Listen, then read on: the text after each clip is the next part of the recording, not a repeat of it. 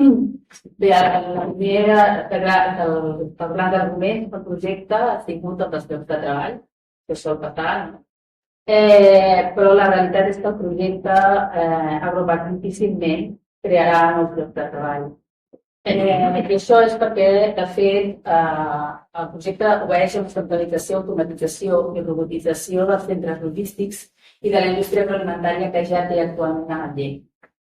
Per tant, en tot cas, el que s'havia d'esperar és que més que una creació de llocs de treball, el que hi ha és una reducció dels llocs de treball que ja té l'empresa.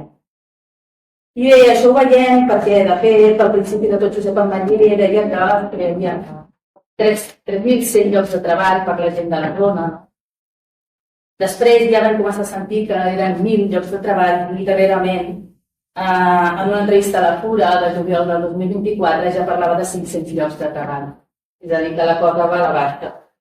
La realitat és que, segons la mateixa empresa, en un informe que va fer juntament amb la Universitat Pompeu Fabra, explicava que una de les finalitats principals del projecte Agroparc és la centralització i l'automatització dels processos.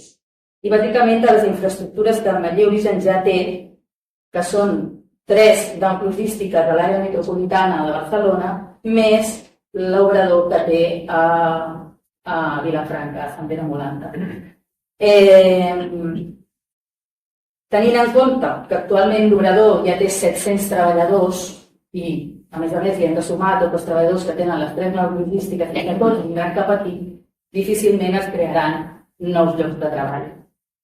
I de fet això ja ho hem vist en aquests darrers anys. Tots sabeu que a Manlleu ja fa anys que té cura de les seves vinyes i de l'horta que ha fet a Can Piula i en cap cas mai ha generat cap lloc de treball a Gelida ni a Sant Llorenç d'Hortons. Per tant, la dinàmica ja és aquesta, una mica aprofitar l'equip de treball que ja té.